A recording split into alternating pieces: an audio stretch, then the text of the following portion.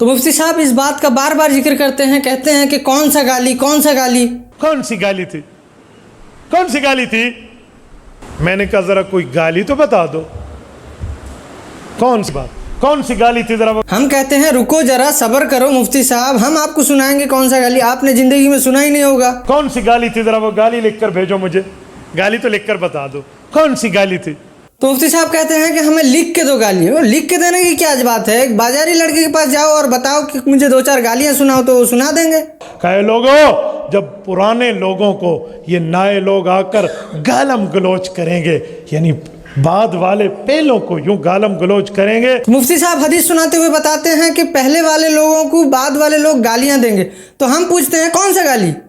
بسم اللہ والصلاۃ والسلام علی رسول اللہ۔ السلام علیکم میرے بھائیو، کیسے ہیں آپ لوگ؟ امید ہے کہ آپ سب خیر و عافیت سے ہوں گے۔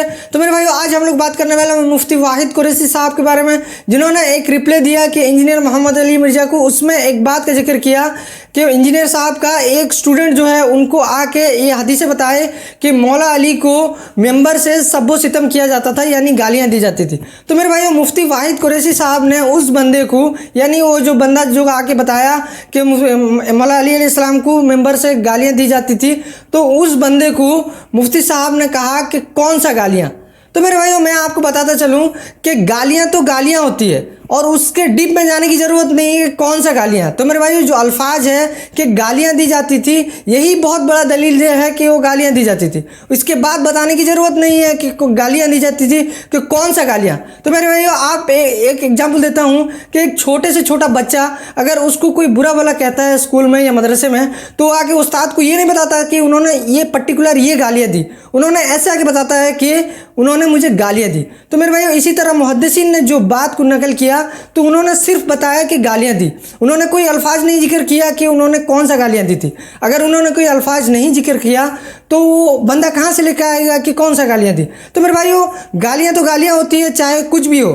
تو میرے بھائیو، یہ تو ہو گیا لاجیکل آنسر۔ ابھی میں آپ کو حدیث سے ثابت کروں گا کہ کون سا گالیاں دیے جاتے تھے۔ تو میرے بھائیو، گالیاں جو ہے یہ چھوٹے الفاظ ہیں، اور اس سے بڑے الفاظ کے ساتھ میں اس بات کا ذکر ہے کہ مولا علی علیہ السلام کو لعنت کیا جاتا تھا۔ تو میرے بھائیو، صحیح مسلم کی 6229 حدیث ہے جس میں یہ بات کا ذکر ہے کہ مولا علیہ السلام پر لعنت کیا جاتا تھا۔ تو میرے بھائیو، گالیاں جو ہے وہ چھوٹی بات ہے اور لعنت کرنا سب سے بڑی بات ہے۔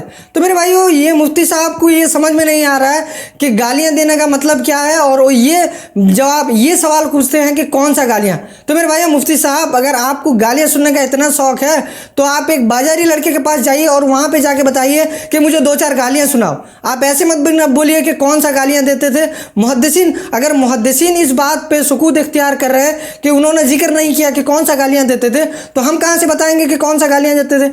کہے لوگوں، جب پرانے لوگوں کو یہ نئے لوگ آ کر گالم گلوچ کریں گے، یعنی بعد والے پہلوں کو یوں گالم گلوچ کریں گے، تو یہ قیامت کی نشانی ہوگی۔ اس وقت یاد رکھنا، آسمان سے آئیں گے سرخ آندھیاں، آسمان سے آئیں گے تمہارے لیے پتھر۔ تو میرے بھائیو، یہاں پہ مفتی صاحب نے ایک حدیث کا ذکر کیا جس میں قیامت کی نشانیوں میں سے ایک ہے کہ بعد والے لوگ جو ہیں وہ پہلے والے لوگوں کو گالیاں دیں گے۔ تو میرے بھائیو، یہاں بھی میں مفتی صاحب سے معصومانہ سوال کروں گا کہ مفتی صاحب آپ یہاں پہ بتائیے کہ کون سا گالیاں دیں گے۔ ابھی آپ کو مفتی صاحب کو بتانا مشکل ہو جائے گا کہ مفتی صاحب تو یہ نہیں بتا پائیں گے کہ وہ محدثین تو وہاں پہ گالیوں کا ذکر نہیں کیا کہ کون سا گالیاں دیں گے۔ تو میرے بھائیو، مفتی صاحب کو یہ بتاؤں گا، مفتی صاحب یہ تھوڑا کامن سینس کی بات ہے کہ جو گالیاں ہیں وہ گالیاں ہوتی ہیں، کوئی بھی محدثین یہ ذکر نہیں کہیں گے کہ کون سا گالیاں دیں گے۔ گالیاں دیں گے یعنی گالیاں دیں گے تو گالیاں ہی دیں گے، وہ کیسی بھی الفاظ سے ہو سکتا ہے۔ تو میرے بھائیو،